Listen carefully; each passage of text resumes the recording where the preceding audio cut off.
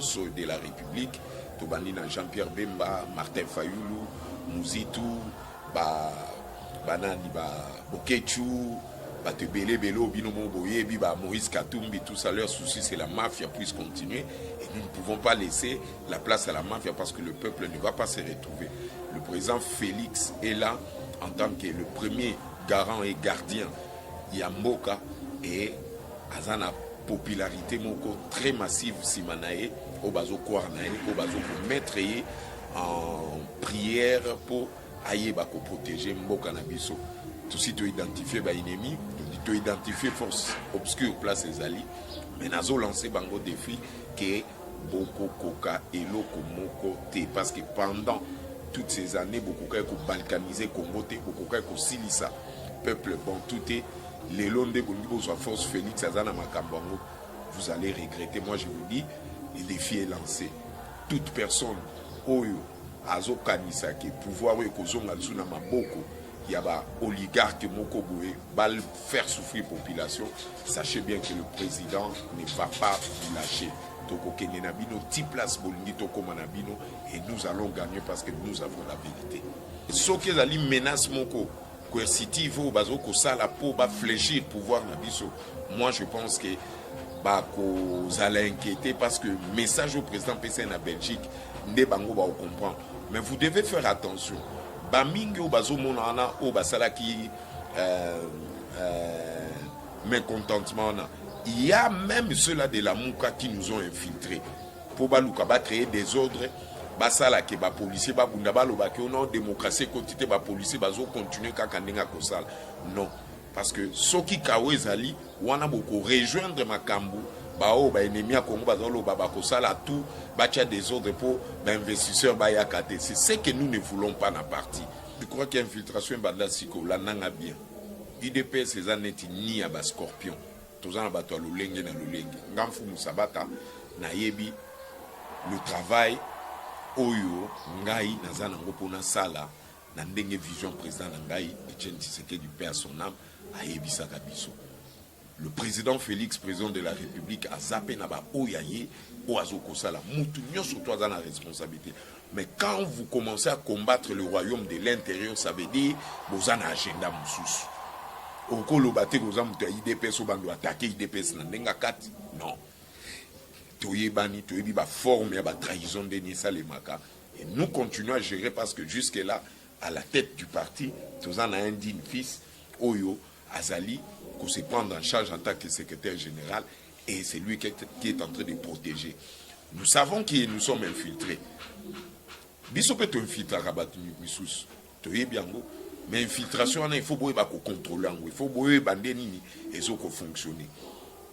Comprends, on a quoi accepter que mutuaki bambi ba policier na ba militaire mabanga après ba bete fimbu aye na Facebook à la kisi litutu mais azobo expliquer bino ndeni na banda ki pour ba bimise litutu wana justement faut moi toujours donner des impressions. Est-ce que les lots IDPS à zana ba lié parce que tout le monde équipe présence par exemple il y a Fils Moukoko na bato na EP ya BT alliance bâtisseur est-ce que nyonso wana ka keza IDPS to Fils Moukoko ça la partie politique n'est pas créer ba buzz na c'est un politicien qui n'est pas averti. Laissez-lui faire, vous allez comprendre avec le temps là où il va atterrir, là où il va chuter. Notre problème, les alliés de l'UDPS, c'est la population congolaise. Personne ne peut nier ça. Parce que Baobaya qui joue, ce n'était pas des combattants de l'UDPS, c'était le peuple congolais. Mais parmi eux, il y a ceux-là qui n'avaient pas compris comment les Camerounais de ça, ceux qui avaient un coup, laissez l'investigation salement. Sabino plus amples informations et là vous saurez comment est-ce que vous pouvez procéder. Mais avec quoi et cause à la catastrophe naturelle et cause à la sabotage, mais ne bobi maba juge te bobando pesa ba information selon ba spéculation bobando kokolati sango batu bien non, ce qui est plus important, nous savons qu'il y a des gens qui n'apprécient pas que l'ordre politique et pouvoir à président est à la établi. C'est le même jeu au fils Moukoko Sala. Il veut compatir à l'Axabino qu'il est victimisé parce que ce qu'il dit et c'est vrai. Ça veut dire déstabiliser le président. Lui, il veut créer quoi? Un désordre. Un gars créer des ordres pour appeler ça Fayoulou raison pour l'investisseur bayate biso tobo ikao to kende na bango kana diplomatie il y a l'œil invisible et c'est comme ça to ko ebisa bango vérité parce que mto ko peksa biso to lo ba vérité te. Radio Biso Nyonso Congo, RDC, une chaîne au cœur du monde. Merci à tous les abonnés des BNC Live, mais pourquoi pas des Biso Nyonso Congo, RDC, votre radio des prédilections. Aujourd'hui, les grands rendez-vous de l'actualité, c'est également avec Fumu Sabata, dossier disparition de l'avion ou crash. Avec Fumu Sabata, on en parlera beaucoup plus. Fumu Sabata, bonjour et bon dimanche. Bonjour à toi aussi. Fumu Sabata, déjà, l'IDPS a une triste nouvelle, déjà qui touche profondément les partis, également aussi la présidence. Comment avez-vous ressenti ces tristes nouvelles? Non, mais triste nouvelle d'abord pour tout le peuple congolais, parce que nous avons compris, nous avons identifié l'ennemi. Et je crois qu'au fil du temps, la manière dont on est tenté de procéder, c'est d'avoir de plus en plus d'informations. Et je pense que le peuple a compris déjà comment est-ce que l'ennemi fonctionne. Mais je pense qu'il y a quand même un esprit de compréhension dont nous devons faire attention, d'éviter des spéculations, de parler sur des informations dont nous ne maîtrisons pas. Et moi, je pense qu'après les enquêtes, vous aurez le temps de comprendre qu'est-ce qui va se passer. Mais Eza Makambo et Kosalema toujours avec l'ordre du président de la République, parce qu'en ce moment, il est en train de réfléchir comment est-ce qu'il va s'en charger pour maîtriser la situation. Et Nassi beaucoup allez informer la évolution de justement, Toko allez informer, Fumu Sabata, mais Batunion, diaspora, population congolaise, c'est inquiet, la minute. Bazoé Baté, disparition ou crash, avion et Zawap exactement. Jusqu'à là, l'information, si réseau est banaté. Qu'est-ce qui se passe jusque-là? Non, tous la banquette, na niveau présidence, et puis vous serez informé. Vous serez informé. L'information, les secrets d'État n'ont occupé cette information, on a été d'emblée comme ça, non. Il faut qu'on parle de crash ou disparition. Jusque-là, il faut que tout le monde en fait. Oui, mais disparition et style la Kabisoto et ceux qui avions acquis et ça là qui crash ou bien ceux qui avions et atterrir quelque part en cascade. Et moi je pense qu'avec l'évolution de l'information, vous serez informé. Oui, justement parce que l'émission est interactive. Motument qu'on a site d'information à Bisso à lobby que avion Bakangi et pas à Kagame na Rwanda à partir de la chaîne YouTube de Bisso. Comment on réagit parce qu'habituellement tout non payé en ce sont des bêtises. À mon ami qui habite Marambazo Lobati.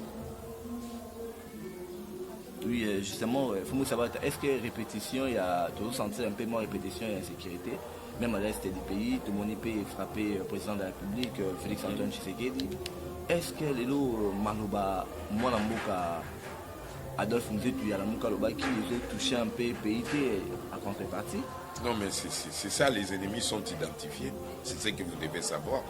Leur souci est Ali qui va créer chaos pour la communauté internationale d'investisseurs, comme ils ont promis. Mais je dois leur lancer ces défis. Nazo Ebisa Bango, Moutoua Kokiko Boma, président dans ma botamité. Et je vous dis, ceux qui bolingi to fouiller le passé, to fouiller le passé et vous serez inquiétés. Donc il est clair que Balingi bonheur à peuple congolais, Boebi ba ennemi nyonso de la République, to bandina Jean-Pierre Bemba, Martin Fayoulou, Mouzitou, Banani Bokechu, Maurice Katumbi, tout ça, leur souci c'est la mafia puisse continuer et nous ne pouvons pas laisser la place à la mafia parce que le peuple ne va pas se retrouver. Le président Félix est là en tant que le premier garant et gardien Yamboka et Azana popularité moko très massive Simanae au bazo Kouarnae au bazo pour mettre en prière pour aïe bako protéger Mboka Nabiso. Tout si tu identifies l'ennemi, tu identifies force obscure place les alliés. Mais nous avons lancé bango défi que beaucoup coca et loko moko te parce que pendant toutes ces années beaucoup de balkaniser Congo te beaucoup de silisa peuple bon tout est les londes de soit force Félix Azana Makambango vous allez regretter. Moi je vous dis le défi est lancé. Toute personne oyo azo kanisa ke pouvoir oyo kozonga suna maboko il y a oligarque moko boye bal faire souffrir population. Sachez bien que le président ne va pas vous lâcher. tokokende na bino ti place bolingi tokoma na bino et nous allons gagner parce que nous avons la vérité. Oui, justement, Fumu Sabata, j'ai signé que vous êtes dans les collèges des conseillers en matière d'écriture au niveau de la présidence de la République. Mais Fumu Sabata, aujourd'hui, l'ennemi du Congolais, c'est qui? Au niveau de la diaspora, on dit que l'ennemi à Congolais, c'est Joseph Kabila. Bino Bona, IDPS, Bobi, ennemi à Congolais, à la Mouka. Qui vraiment, réellement est ennemi du Congo? Non, non, on a procédé à un genre, moi, ce que je peux dire, il faut tout sauver. Les vrais ennemis, ce sont nos propres frères qui ont accepté, qui ont adopté logique politique, qui ont corrompre conscience pour faire du mal au président, pour récupérer la situation, pour le peuple continuer à souffrir. Ce sont ces genres de personnes qui m'intéressent. Ce sont ces genres de personnes que le président Azo Luka a changé Bango. Parce que quand on arrive à corrompre sa conscience pour le bien général, pour l'intérêt général du pays, vous acceptez de faire ce que les autres font en tant que nos propres frères. Nous avons besoin de ce genre de personnes pour changer Bango. Mais vous devez, quelque part, ceux qui vous nous avons fait une fausse route pour protéger ce peuple. Et ce sont ces genres de personnes. Bao bazo continue à si la kate, ba ennemi ba kozala kaka, bao ba koya pe ba corrompre ba ozala kaka. Moi je demande à nos frères congolais bazo conscience ba tika kozala corrompu pour l'intérêt des autres, pour le peuple congolais à souffrir.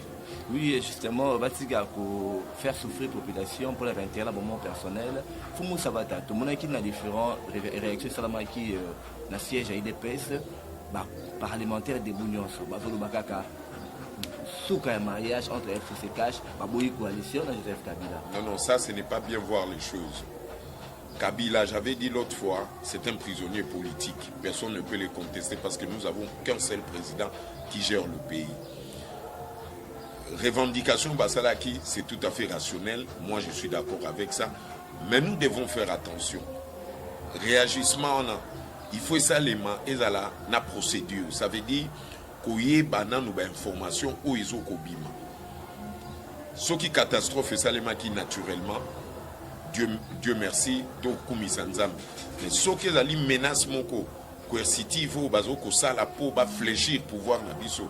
Moi, je pense que vous allez inquiéter parce que le message au président PCN à Belgique, comprendre. Mais vous devez faire attention.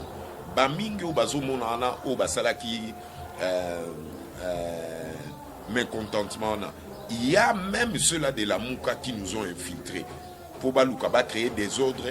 Basala qui ba policier ba bunda ba loba que on démocratie quantité ba policier bazo continuer kakandenga kosala. Non. Parce que ceux qui kawezali wana beaucoup rejoindre Makambu bao ba ennemi à Congo bazalo baba kosala tout bacha des ordres pour investisseurs ba yakate. C'est ce que nous ne voulons pas dans parti. C'est ce que nous voulons pas. Attention, je te parle parce que je sais comment est-ce que le combat est comme multidimensionnel. Ça veut dire il y a ceux-là qui viennent se déclarer qu'ils sont des combattants mais bazana bisoté. Babamba kaba policier mabanga babamba militaire mabanga ba kozongisa et komio jama kabunde no Augustin de batindi baboma ba combattant. Ça c'est ce que nous évitons. Pour to yebi ndenge nini infiltration incomi pour ba créer les biso ba société civile à lokuta lusha lelo boye ko comprendre que bazaki na soro moi non moi so azalaka na lusha soki comment il s'appelle moi si na tikala ozana confiance na tamukete. Or ce sont des gens qui n'ont pas na ba soro ba décider ka ba lukandeni ni ba okiko luka ba cha des ordres pour ba mafia ba continuer ba loba que Félix azo maîtriser Makamte et c'est ce que nous refusons à partir de biso. Démarche au basala qui c'était juste mais ce n'est pas comme ça ils doivent procéder. Ya ko bamba ba militaire mabanga ko bamba ba policier mitu kezo le ba bamba mabanga. Ça nous sommes contre ça. Parce que tu y que infiltration des niveaux ça là bazo créer ba faux combattants pour air des ordres de salema communauté internationale fait ba kol ba bon le kol bazo kanaté to kende tout ça la transition à 12 mois na bato bazala ki libanda ba ennemi au bazali identifié au bazo lingate Congo ban tout ça la transition à 12 mois na président bako ça na ngopé dialogue mo ba imposer bino dialogue parce que makambo ça les makatanga toi tu crois que Eza makamoko, eza un hasard. Non, les bien identifiés. nous connaissons que les multinationaux bazo lingate que l'ordre kota et où t'es pas président Fachi mais trop koti ça l'ordre on a encore pour to yebi que ba scorpion déjà ba côté le bisopé na parti mais nous maîtrisions la situation to yebi ndenge ni to site ça likambwana. C'est ce que moi je peux dire. Oui, justement, Fumo Sabatelelo, lors de pareilles manifestations, comment l'IDPS organise ses revendications pour identifier justement différents parlementaires? Parce que au lobby infiltration, comment infiltrer l'IDPS, c'est un grand parti. Je crois qu'infiltration est la siko, la nanga bien. IDPS, c'est un neti ni à bas scorpion. Tous en abattoir le lengue na le lengue. Ngam Fumo Sabata, na yebi, le travail, oyo, ngai, nazana ngopona sala. Na ndenge vision président Nangai Etienne Tshisekedi du père son âme a yebisa kabiso. Le président Félix, président de la République, a zappé naba oyaye oazoko sala mutu nyoso to dans la responsabilité. Mais quand vous commencez à combattre le royaume de l'intérieur, ça veut dire vous avez un agenda mususu. Okolo bate koza mutu IDPS obando attaquer IDPS na ndenga 4. Non. Toyebani toyebi ba forme ya ba trahison de Nissa Lemaka et nous continuons à gérer parce que jusque là à la tête du parti, nous en a un digne fils, Oyo Azali, qu'on se prend en charge en tant que secrétaire général, et c'est lui qui est en train de protéger. Nous savons que nous sommes infiltrés. Biso peut infiltrer à Rabat Missous, mais infiltration, il faut contrôler, il faut bandeni et ça fonctionner. On comprend, on a quoi accepter que nous avons Bambi. Ba policier na ba militaire mabanga après ba bete fimbu aye na Facebook ala kisi litutu mais azobo expliquer bino ndeni na banda ki pour ba bimisa litutu wana justement faut toujours donner des impressions. Est-ce que lelo IDPS a zana ba lié parce que tout le monde qui peut présence par exemple il y a Fils Mukoko na bato na EP ya BT alliance des bâtisseurs est-ce que nyonso wana ka keza IDPS to Fils Mukoko ça la partie politique n'est pas créer ba buzz na c'est un politicien qui n'est pas averti. Laissez-lui faire, vous allez comprendre avec le temps là où il va atterrir, là où il va chuter. Notre problème, les alliés de l'UDPS, c'est la population congolaise. Personne ne peut nier ça. Parce que Baobaya qui joue, ce n'était pas des combattants de l'UDPS, c'était le peuple congolais. Mais parmi eux, il y a ceux-là qui n'avaient pas compris comment les Camerounais de ça, ceux qui avaient un coup, laissez l'investigation salement. Bapé Sabino, plus amples informations, et là vous saurez comment est-ce que vous pouvez procéder. Mais avec quoi et cause à la catastrophe naturelle, et cause à la sabotage, mais ne bobima ba juge te bobando pesa ba information, c'est non ba spéculation, bobando ko latisango ba tout bien. Non, ce qui est plus important, nous savons qu'il y a des gens qui n'apprécient pas que l'ordre politique et pouvoir à président est à la établi. Mais nous on va continuer et ce ne sont pas toutes les informations que nous pouvons vous donner ici parce que Toyebi, en tant qu'ennemi Nengaza identifié, nous savons aussi comment nous devons procéder pour ça. Laissez le parti calmement, c'est le peuple congolais qui a compris qu'il y a un complot contre son président. Il s'est exprimé, mais à éviter la police, non, ça nous ne pouvons pas tolérer. Ça vous ne pouvez pas tolérer. Nous avons vu également Nengue Babetaki Fils Mukoko. On accuse également parlementaire de vous Babetaki. Non. Comment vous jugez ces genres de dagues? Non, c'est lui-même le problème. C'est lui-même le problème.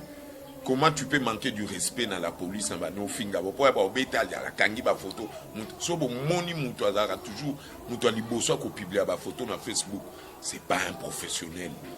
C'est pas un professionnel, un responsable, un grand esprit azalaka mutoyo ayebaka ko régler likambu sans à divulguer en gros pour na ba avantage moko personnel yé kaka fimuke ala kimi Martin Fayulu ba beta ka lance roketa mais boyebi ke zala ki trucage pour aluka se racheter pour na zwa base pour na vimba à Télémela Fachi.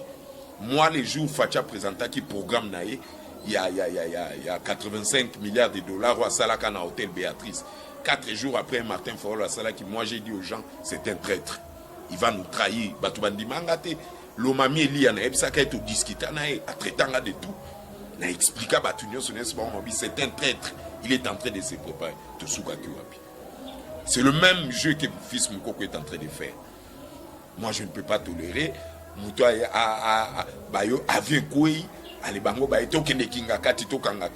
Donc, vous croyez que vous maîtrisez la situation. Il y a Kabila qui est président. Ça, ce sont des amateurs. Kabila le sait très bien que si il est dans ces coups-là, ça ne marchera pas. Parce que 18 ans, ça l'a koko balkanisé Congo te. Kaka sikonda soit Mukichi. Babo maka Mukichi te. Mukichi ne achaka bato en quarantaine. Yamana ba msous batkel ba prisonnier politique et ça va rester comme ça. Onyo Swazuluka défier Fachi ba e bakango ke tokolati sabango que nous connaissons leur façon de procéder. Nous connaissons leur tendance obscure au Bazaouluka ba imposer. Toutes les langages bazako tenir. Tala bato liboso ba pibilia qui Antonio Veko Ibanan, ba Bemba, ba Martin Fayou. C'est comme ça les diables fonctionnent. Mbappé Sabino impression qu'ils ont compati avec tout le monde. C'est le même jeu au fils Mouko Kwazo Sala. Il veut compatir à Sabino qu'il est victimisé parce que ce qu'il dit et c'est vrai. Ça veut dire déstabiliser le président. Lui il veut créer quoi? Un désordre. Il a créé des ordres pour appeler ça failli ou raison pour investisseurs bayate. Bisotobo Ikao, Torokene na bango quand la diplomatie, il y a l'œil invisible. Et c'est comme ça que tu ça bango vérité parce que nous avons piqué ça tout la vérité. Oui, justement, nous avons piqué ça pour la vérité. Faut nous sabattre vérité les années.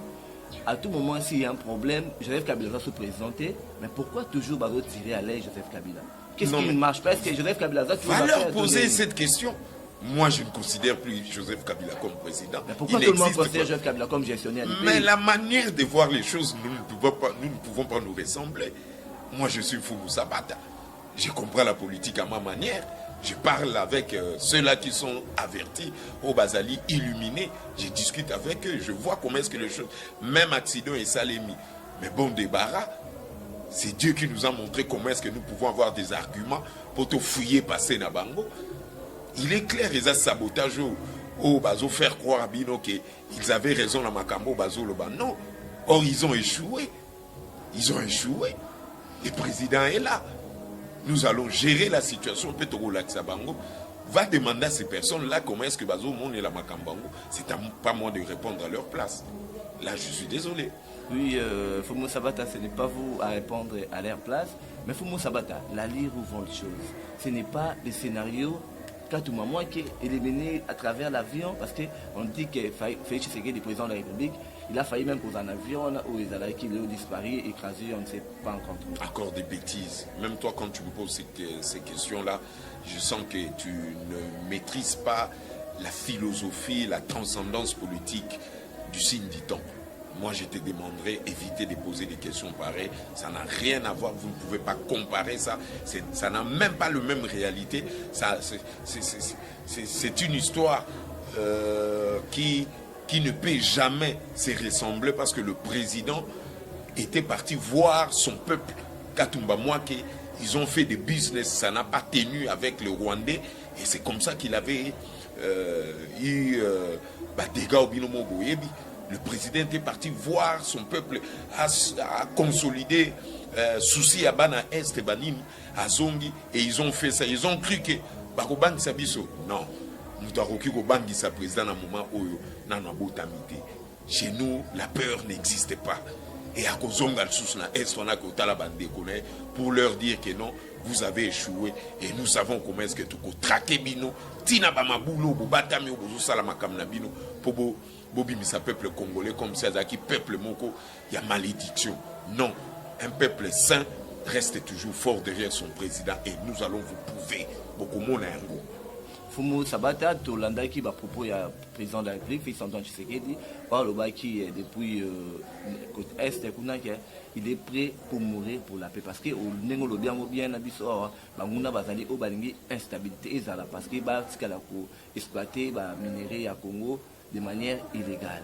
Est-ce que Eza pour na que tu as FCC bazana simawana ba vivre rapide na maramboana parce que ba on ba autre système wana bazo maîtriser en pays. Bani ko éliminer parce qu'il veut mettre la paix. Bango banani FCC particulièrement. Bango banani oyo bakoki ko s'imposer na ordre nzambazo ko tcha. Bango baza banani. Le président a bel et bien dit qu'il est prêt à mourir pour notre paix na Est à cociter. Nous tous, nous sommes d'accord, même Ngapé, je suis prêt pour ça.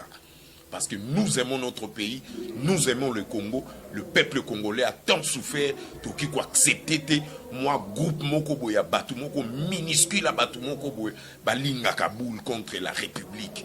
Non. Même moi je suis prêt à mourir pour la paix et zalana est.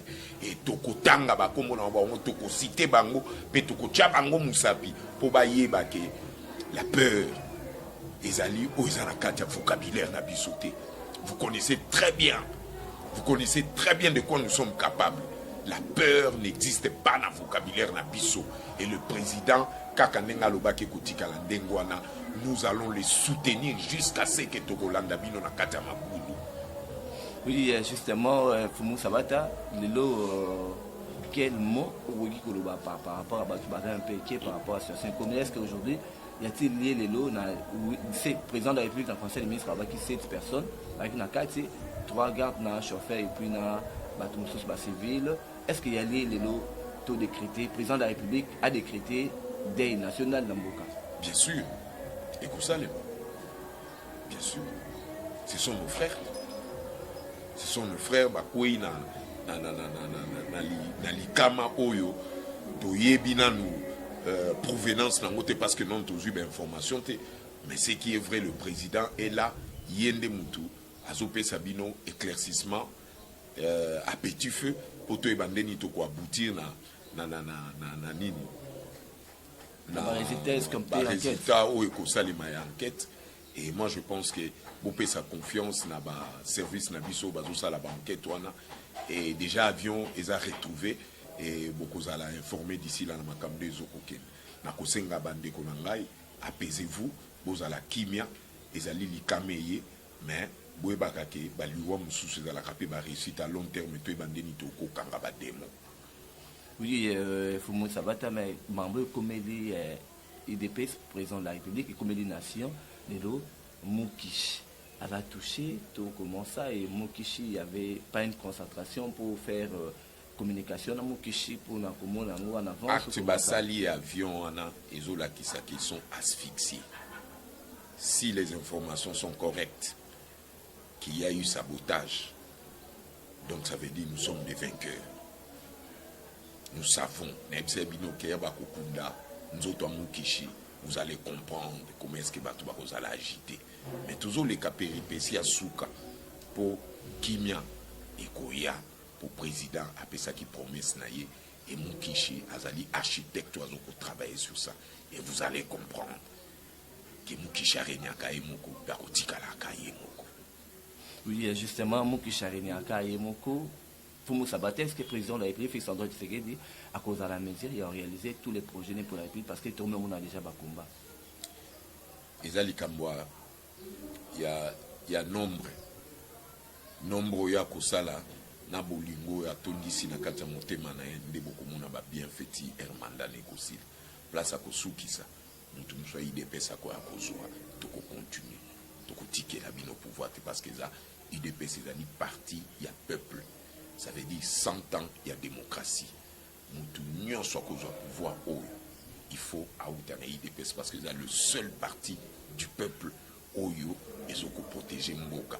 Et personne ne peut les contester. Atana poto batuba boyango mingi bazu ngunda na kombo IDPS pour qui parti na bango en tant que entité au bazana katia peuple na katia nation congolaise.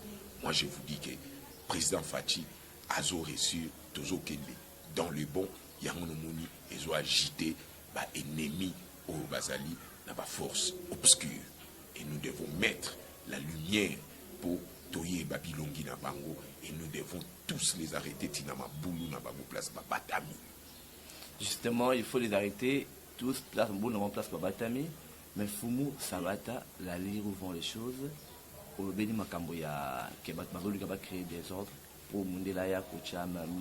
Ça fait partie à plan na bango tout bazako promettre ngo bino pe ba journaliste bo ça la rétrospective ya makambato na balubaka vous allez comprendre l'ennemi facilement, vous allez débusquer l'ennemi facilement, c'est clair, ce sont les ennemis, ils ont voulu faire ça. Qu'est-ce que Félix a fait de si mal pour baluka mutunae ba ozwa ngote Mukishi Arenyaka yemoko et ba Mukishi doms tozo tala bino poto yebi qui est qui moko na moko akozala inquiété na baposition bozana.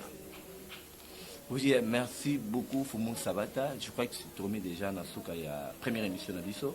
Malobano et Asuka et Zanini. Aimer le Congo, aimer les Congolais, compatissez avec ceux-là.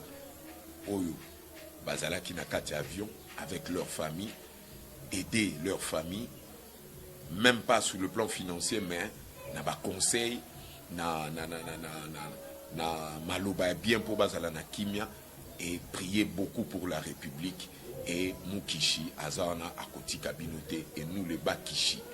Otozali Simanae, Otosali confrérie à Mukishi Doms, Tokoti Kate, et Zambo Kanabiso. Le Congo appartient aux Congolais. Merci beaucoup Fumu Sabata. C'était un réel plaisir de vous recevoir dans les décryptages et actualités à l'Elo. Merci mon très cher frère. Merci beaucoup, conseiller.